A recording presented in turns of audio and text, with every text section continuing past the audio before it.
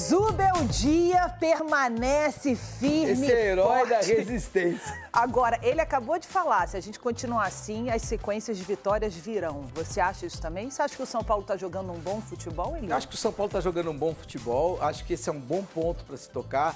Não é aquele futebol maravilhoso, mas quem joga o futebol maravilhoso? Ninguém joga o futebol maravilhoso. Isso é muito interessante a gente poder colocar na pauta.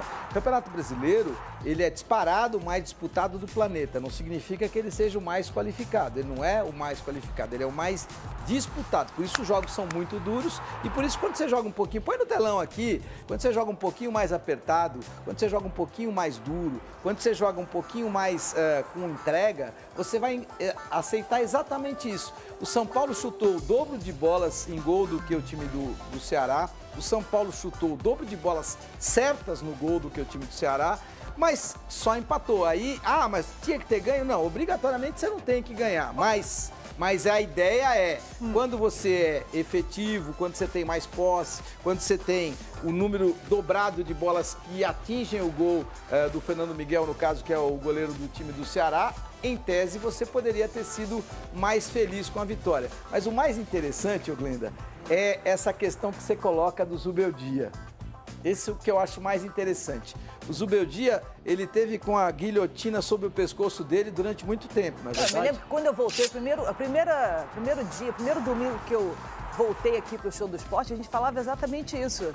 Quanto tempo falta para o Zubeldia ir embora, ser mandado embora? Tanto que a gente já está falando de Dorival Júnior, parece que o Dorival... Será que o Dorival está esperando? Mas você testemunha que eu defendia o Zubeldia. Não, então, por isso que eu estou dizendo. Eu falava assim, será que ele vai conseguir... Será que ele vai resistir ao Campeonato Brasileiro, às rodadas, né? Semana depois de semana? E aí você falou, vai, vai. Pois é. Tá aí, tá resistindo. Por que ele está resistindo? Essa que é a grande questão. O que está acontecendo? O que ele está fazendo?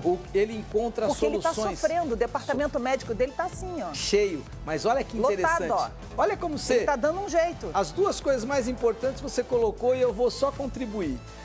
Resistência do Zubeldia. Ele é um baita herói da resistência porque ele confiava, tinha convicção que o trabalho dele era bom. Segundo, o Zubeldia, ele como é inteligente, ele sabe o quê? Ele sabe que num calendário complicado como esse, ele não pode ficar reclamando de calendário. Então, eu me irrito com um treinador que sabe que vai ter que jogar 70 partidas por ano e vai para a coletiva para reclamar do calendário. Ou você é incompetente ou você é idiota. Por quê? Se você sabe que se o seu time for competente, você vai ter 70 jogos no ano, então por que você está me reclamando do calendário? Se você sabe que isso vai acontecer. E quando você tem um calendário maluco desse, você vai ter departamento médico cheio.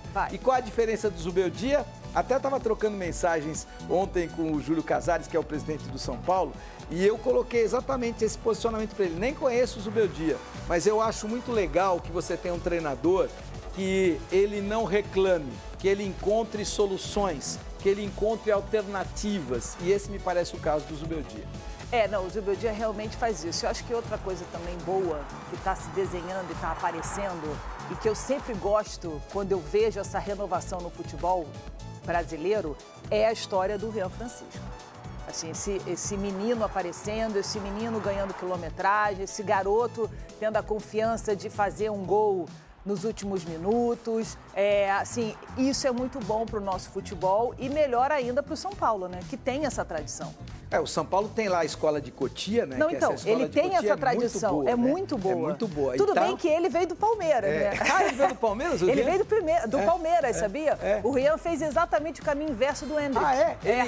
Ele foi para a escolinha do Palmeiras e não foi aprovado? Não foi não. Ele ficou no Palmeiras e depois ele veio para o São Paulo. São Paulo? Eu não e sabia. Durante algum tempo, tanto ele e o Hendrick jogaram a várzea juntos. Não diga.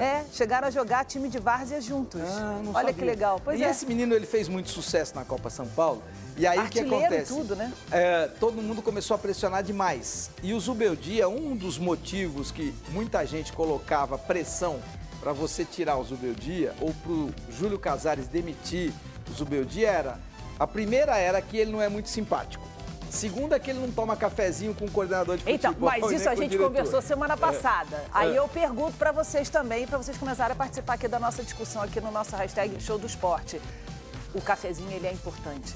Não, Não dá para entendo. não tomar cafezinho. Eu acho que Mas sim. vai, continua o seu pensamento que eu acho cortei. que sim, mas em ele tese, não é simpático, ele não é não toma simpático, ele não vai pro cafezinho. cafezinho. Eu não acho que tenha que tomar cafezinho. Eu acho que pode sim, se você tiver esse estômago... Olha aqui no eu acho que se você tiver esse estômago, eu acho bom. Mas eu, particularmente, não tenho.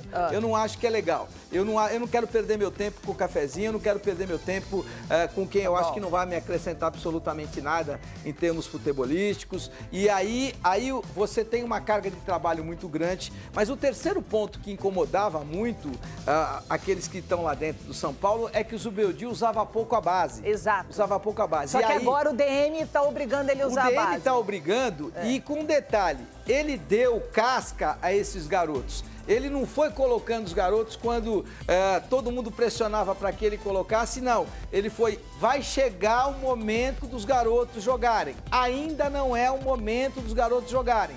Aqui não é assim, isso é muito cultura europeia. Você não vai chegar agora, vê o que está acontecendo com o Endrick lá no Real Madrid. E a Argentina também. Você não vai chegar agora e sentar na janelinha. Veja o Messi. O Messi, eu estava conversando com o Scaloni na Copa, e aí como é que modelo você enxerga para o Messi? O que ele quiser. O que ele quiser. A maneira como ele se sentir confortável, ele vai jogar. Porque é o Messi. Então, e aí como é que você enxerga o Mbappé jogando? Você enxerga o Mbappé jogando da maneira que ele se sentir bem. Agora, muito disputado esse 1-1 aí, né? Sim. Sei que o Caio, como ele viu o jogo, assim, para mim, esse lance no início do jogo, que é o gol do Pedro Henrique, golaço. Ele parecia criar o cenário ideal para o Ceará, que é um time que não depende de ficar muito tempo com a bola, não se incomoda de, por vezes, defender atrás e atacar rápido. Só que o São Paulo, mesmo muito mexido, depois de uma sequência de jogos dura, não permitiu que o Ceará tivesse muitos contra-ataques, teve bastante presença de ataque. O Lucas Ferreira, mais uma partida muito boa, de muita personalidade, né? Talentoso. E o São Paulo vai ainda no primeiro tempo encontra o empate. Você pode escolher duas maneiras de interpretar a campanha do São Paulo. Só tem uma vitória em 6 jogos ou não tem nenhuma derrota em 6 jogos. Né? Eu acho que o saldo é positivo.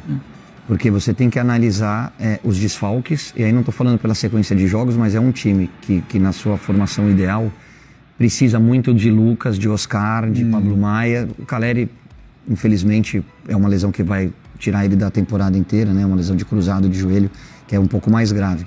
Mas é um São Paulo que está encontrando na base a sua solução para suportar esse mês de pedreiras e está performando. Mesmo que em alguns momentos o resultado não venha com vitória e só com empate, mas o São Paulo tem jogado bem. E o que eu gosto muito, e em alguns momentos eu cheguei a criticar o Zubeldia, é que ele está entendendo que, e não está tendo medo de mudar. Não acho que nem seja por convicção, seja por necessidade, mas ele está encontrando nessa molecada alternativas para tornar o São Paulo mais forte. O Lucas Ferreira pela direita, com sequência, tem jogado muito bem. O Ferreirinha, que nunca foi um titular dele, sempre foi uma opção para segundo tempo, hoje é um dos melhores jogadores do time. Nesse jogo não teve o Alves, mas teve o Rian Francisco, que a torcida queria ver ele com mais oportunidades, e ele é um artilheiro, e fez o gol de empate. Essa foi a melhor chance do Ceará, do Matheus Araújo. Então, assim, não é fácil você enfrentar o Ceará. O Ceará é um time que tem o Pedro Raul lá de presença de área, que tem muita jogada de velocidade pelo lado do campo e tem uma atmosfera, né? A gente lembra da declaração do Everton do Palmeiras, quando jogou contra o Fortaleza, falou: jogar aqui no Castelão é muito complicado. Pelo clima, pelo ambiente, pelo calor. E sair de lá com um ponto, como o São Paulo fez hoje, eu acho que tem que olhar com bons olhos pro resultado e pro rendimento da equipe. E continua bom o começo do campeonato do Ceará. Né? Sim, 7º colocado, 8 pontos em 6 jogos. Dentro do que é o campeonato. A Série L é caro para você ir bem. Custa muito dinheiro, né? Para um time que está subindo, com o nível de investimento do Ceará, não é simples. E essa média de pontuação é um campeonato absolutamente tranquilo para ele, se ele conseguir manter. Vai ter as oscilações, é muito natural se tiver, não estou dizendo. Vai ter, eu não posso afirmar. É natural caso essas oscilações venham, mas, enfim, na matemática do início do campeonato, e não é fácil ganhar, não tem sido fácil para ninguém ganhar do Ceará. O Rian, que fez o gol, sai com cãibra aos 12. Aí começa a ficar um desespero para manter o 1-1, né? Foi mais ou menos o que aconteceu. E você falou, né? Talvez tenha sido na maratona, e ainda faltam 11 jogos da maratona, foram 9, né? Na maratona foram 9. São Paulo está invicto nos 9, né? tanto na Libertadores quanto no Brasileiro. Agora começa a Copa do Brasil, faltam mais 11 até a parada do Mundial. Talvez nessa sequência toda tenha sido o jogo que o São Paulo foi mais mutilado e mais desgastado pela questão logística e pelas questões dos desfalques, né? É possível que voltem alguns jogadores a partir do jogo com o Náutico, de lesão, embora também a gente saiba que começou a era das suspensões, né? E hoje o Daronco... Cedric suspenso. Gostou de distribuir, né? O Daronco também, bastante cartão amarelo para o São Paulo, como o Wilton, embora eu acho que o time mais violento no jogo tenha sido o Ceará. Mas, enfim, eu acho que o São Paulo tá jogando praticamente todo mundo agora, né?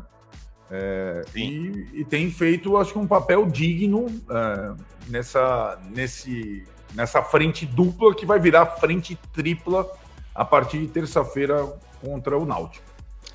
Pela conta do Campeonato Perfeito, que é vencer em casa e empatar fora, o São Paulo está devendo 4 pontos. 4 pontos que ele perdeu em casa. Para Cruzeiro e Sport. Né? Pontos irrecuperáveis, mas enfim. Se vencesse hoje, estaria devendo 2 pontos, está devendo 4 pontos. Está lá no meio da tabela, nesse momento, o São Paulo. Com mais esse empate, é um dos poucos times ainda invictos. E hoje, né, mais do que... Hoje tem que fazer algum ponto, né? Está em 7º lugar nesse momento, mas claro, já está computado o seu jogo, todo mundo vai jogar ainda. Ele deve cair de posição na tabela. Fala. Sim, exato, né? Agora são 6 partidas, 3 em casa, 3 fora, você falou isso. O São Paulo não perde desde o jogo do Allianz Parque, do pênalti do Vitor Roque, né? E tem que levar em consideração também que o Ceará, embora seja um time que eu acho que o Ceará fez o gol e depois quis só administrar, só no segundo tempo ele arriscou. É um time que não perdeu uma partida como mandante em 2025, né? Não é simples jogar lá, a torcida tá com o time, é o contrário do Fortaleza, hoje que a torcida tá meio contra o time, né? Então eu achei o ponto valioso, sim. Ainda mais das circunstâncias, eu também. Vamos ver o que a galera achou aqui. Vamos lá, Éder Inácio, salve mestre, jogo consciência do tricolor, bom resultado com uma grande postura, Luciano apagado, Rian iluminado, Ferreirão melhor em campo, a Hug. Eu não gostei do Luciano, não aproveitou a chance não dele, inclusive achei um pouco displicente em certos momentos, mas... Eu não achei o primeiro tempo ruim de todo dele, mas assim, se você for, vamos pegar quem tinha a chance de aproveitar, tinha uma chance de... Porque foi interessante isso, né, Tironi? O São Paulo não foi completamente desfigurado, até teve mais titulares do que eu imaginava na escalação inicial. Mas tem o cansaço, tem tudo, né? O Alisson, por exemplo, abaixo. Isso, tá morto, né? Morto. Mas tô dizendo assim, quem entrou, teve a oportunidade de jogar de titular desta vez, não entrou num time completamente sem padrão, né? Então era uma baita chance pro Igor Vinícius, era uma baita chance pro Luciano, era uma baita chance pro Rian. Era uma baita chance pro Bobadilha. Desses todos, eu achei o Bobadilha bem demais. Ainda bem, porque ele é um jogador que pode ajudar bastante. Vai precisar do Bobadilha em algumas circunstâncias, né? Mas eu, Luciano, achei abaixo, achei o Igor muito mal. E, além de tudo, se desgastou e teve que sair. E o Rian, eu acho que ele é interessante, né? Ele mostrou o melhor que ele tem. E também as questões que fazem com que ele vá ter chance pouco a pouco. As questões físicas, né? Um jogador... a Juliana até perguntou, minha mulher está assistindo o jogo comigo, mas o mais jovem vai sentir cãibra? O cara não aguenta. 12 minutos do segundo tempo o cara desabou com cãibra, né? Então tem essa... O Ferreirão é um fenômeno. Não vou dizer técnico, mas ele é um fenômeno físico. Isso ajuda demais, né? Então eu acho que ele desses todos, a gente vem falando, é o que vai ter mais chance, que ele tá pronto para jogar, né? Quem tiver links de coletiva aí, aceitamos. Vou passar um para você, peraí. O São Paulo agora tá... como o São Paulo 2025... Vai ter no... Se tiver, tá ótimo. Falou que vai passar. Vamos ver aqui, garoto. Eu tô aqui, por enquanto tem só narração. Vamos lá. João Paulo Biato. Igor Vinícius, com certeza absoluta, tem o recorde mundial de mais gols tomados nas costas. Cara, impressionante. Tirou a última vez. Tricolor. Mike está treinando no profissional, vai pedir passagem nesse ano. Difícil. Não, ele tá na base. Jogou, inclusive, tava no time que tomou um cacete do Vasco no Sub-20. Né? Foi 4-1 o jogo, né? Exato. Ele tá jogando aí na base. Eu não duvido que ele tenha chance daqui a pouco, né? Sim, o Igor Vinícius, ele destoa bastante, né? Destoa demais. Hoje, primeira bola, primeiro jogo. O São Paulo tava um jogo ok, com 3 minutos, primeira bola nas costas dele, gol. É duro. Eu lembrei aí, muito cara, do jogo. É engraçado, ficou, um certo momento o jogo ficou da seguinte forma, quando o Cedric entrou, né? Aliás, antes do Cedric entrar mesmo. Ficou o Ferrarese, ele fazia um papel de zagueiro e de lateral. Você não via nada, você não viu o Igor Vinícius em nenhum lugar. Ele não tava na defesa, ele não tava não é? Impressionante. Você vê quem vai apoiar pela direita, era o Ferrarese, não era o Igor Vinícius. Impressionante, cara. Aliás, momento muito bom do Ferrarese também, muito né, bom. cara? É o melhor momento dele no São Paulo, né? Muito bem. Então, o Igor lembrou, Tironi, aquele jogo do ano passado no Castelão contra o Fortaleza, primeiro jogo do segundo turno, quando aos 2 minutos de primeiro tempo ele faz um pênalti estúpido no Breno Lopes, o Fortaleza faz o gol e ganha por 1-0. No mesmo estádio, sim, as mesmas circunstâncias. Cara, sério. Deixa eu responder aqui o Vitor Tanaka, porque tem gente perguntando isso. Senhores, é verdade que o Cruzeiro quer o Ferreirão e que a multa é baixa? Vai dar essa moleza mesmo? Duvido que o São Paulo possa dar uma moleza dessa, né? Não, a questão assim, eu vi até o André Hernandes. Aliás, já que a gente tem os momentos observatórios da imprensa, muito boa a transmissão da Prime. Sim. Me deu uma certa nostalgia com o meu amigo Rom. Podia só mostrar menos torcida, né? Porque qualquer lance, a bola parava na torcida, era torcida, meia hora de torcida. Isso. Mas estou dizendo, acho que narração, comentário e reportagem, né? Sim. Deu uma nostalgia nossa lá, que nós somos companheiros do Romulo e do Rafael, né? Sim. Rafael é ótimo, né? Ótimo. E o André Hernan falou sobre isso no intervalo da questão do Lucas Ferreira. O Lucas Ferreira tem contrato até 2028. Agora, são coisas que a diretoria do São Paulo precisa explicar. Ele tem contrato até 2028 com uma multa internacional gigante e uma multa nacional baixa, considerada baixa. E aí você fala, hoje o Palmeiras gasta mais que clubes portugueses, certo? O Cruzeiro é SAF, o Botafogo é SAF, o Bahia é SAF. Então, a questão é que a multa nacional do Lucas Ferreira é vulnerável, né? E o São Paulo precisa acertar esse negócio.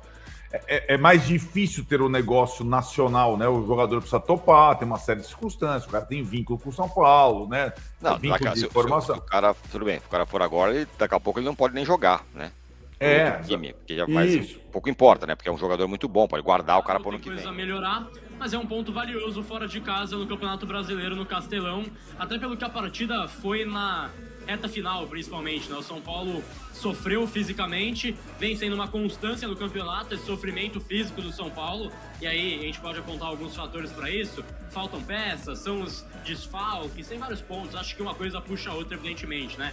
Falta de peças e as 8 ausências que tivemos nessa partida, de 8 caras que efetivamente ajudariam esse time do São Paulo.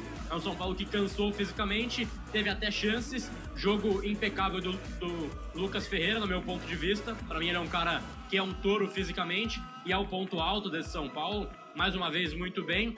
Pontos baixos, Luciano e Igor Vinícius, mais uma vez para mim, jogos ruins de ambos, mas é um São Paulo que sai com pontos positivos, que ia ter marcado também algo bom para confiança, para sequência, e agora vem a maratona em casa, que é o que precisava o São Paulo. Força do seu torcedor com esse time, torcer para termos voltas aí dos machucados para essas partidas. Terça tem Náutico enfim, na sexta-feira, tô até achando estranho o jogo sexta-feira. Na sexta-feira tem Fortaleza em casa, os dois jogos importantes. São Paulo que fisicamente sofre na segunda etapa e é um ponto a ser ajustado para a temporada. Senna. Bora falar agora sobre o São Paulo descobrir qual a meta que precisa ser batida por Rodrigo Nestor no Bahia para que a negociação se transforme em obrigação de compra. Só para relembrar, no finalzinho do ano passado, o São Paulo emprestou Rodrigo Nestor ao Bahia. Empréstimo que valeu 9 milhões e 400 mil reais. Na oportunidade, São Paulo e Bahia confirmaram que havia uma meta que, se alcançada, obrigaria o Bahia a comprá-lo por mais ou menos 30 milhões e meio de reais. O problema é que nunca ninguém soube divulgar ou informar qual seria essa meta. Eu consegui descobrir junto a um dirigente do Tricolor.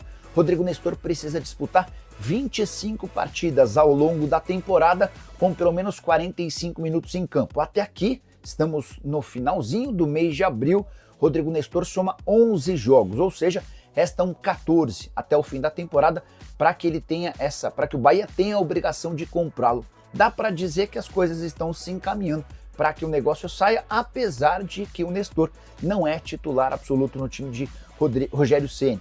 Na atual temporada, desde que foi comprado, ele já somou, entre jogos como titular e reserva, 18 partidas, 1 gol e 2 assistências. E dá para dizer também que o São Paulo torce muito para que esse negócio aconteça.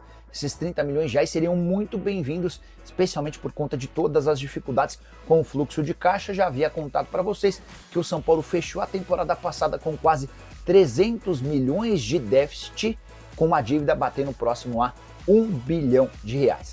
Só para completar uma curiosidade, o Nestor tem contrato com o São Paulo até junho de 2028 e viveu em informação exclusiva. O Cruzeiro quer comprar Lucas Ferreira. Atacante de 18 anos de idade, tem sido titular do São Paulo em algumas das últimas partidas e foi o autor de um dos gols da vitória por 2-0 contra o Libertad no Paraguai nessa semana.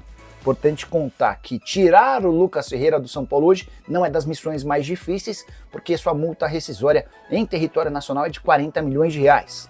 Consegui confirmar que o Cruzeiro já entrou em contato com representantes do atleta manifestando a intenção de fazer esse pagamento. Notícia que deve alarmar dirigentes do São Paulo. Perder o Lucas Ferreira por apenas 40 milhões de reais seria um grande tiro no pé. Vale a lembrança de que o Lucas Ferreira tem contrato com o São Paulo até dezembro de 27, mas essa multa rescisória está associada a seu salário. Quase todos os cálculos de multas pro território brasileiro são feitas a partir do salário multiplicado por 2.000. O Lucas Ferreira ganha 20 mil reais por mês no São Paulo, ou seja, sua multa é de 40 milhões. Se o Tricolor conseguir chegar a um acordo com o Lucas Ferreira para aumentar esse salário, aí a multa rescisória será reajustada. A ideia de Alexandre Matos, que é o CEO do Cruzeiro, é repetir algo que deu super certo enquanto ele era dirigente do Atlético Paranaense. Na oportunidade, o CAP pagou 24 milhões da multa rescisória e tirou do Cruzeiro o Vitor Roque. Anos depois, não sei nem se chegou a anos, mas algum tempo depois, o Vitor Roque foi vendido para o Barcelona em operação de 61 milhões de euros, um dos maiores negócios já feitos na história do futebol nacional. Só para completar, é importante lembrar que o Lucas Ferreira já soma na atual temporada 10 jogos e 1 gol pela equipe profissional, jogador revelado na base do São Paulo e super identificado com o Tricolor. Para fechar de vez, só comentar que Leonardo Jardim, técnico do Cruzeiro, pediu a contratação do Lucas Ferreira e a gente deve assistir na próxima janela de transferências o Cruzeiro fazendo movimentos com jogadores mais jovens. O investimento em experientes acabou não dando certo, até por isso vai haver uma mudança na filosofia de contratações da Raposa. E você, o que pensa sobre tudo que eu contei? Não esquece de deixar like, de se inscrever no canal. Hora de falar sobre o São Paulo. Quando é que o Oscar volta a jogar pelo Tricolor? Você sabe que o meio atacante se recupera de uma lesão muscular na coxa. A boa notícia é que ele já faz trabalhos de transição física ao lado do restante do elenco, exercícios com bola e corrida. Dessa maneira, ele se juntou a Lucas Moura e Pablo Maia. Os três em estágios parecidos. A expectativa é de que, se tudo correr bem, eles possam estar em campo defendendo o São Paulo já a partir da próxima semana. O retorno mais longo entre os jogadores mais perto de voltar parece ser o do Arboleda, atleta que sente um desconforto muscular. Talvez só esteja à disposição do técnico Luiz Ubeldia para a partida contra o Náutico na Copa do Brasil. Você sabe que o Caleri só volta no próximo ano. Para fechar sobre o São Paulo, Rian Francisco deve ser titular no jogo contra o Ceará nesse sábado. Tudo por causa do rodízio que o técnico são paulino vai impor, preocupado com novas lesões. Com as vitórias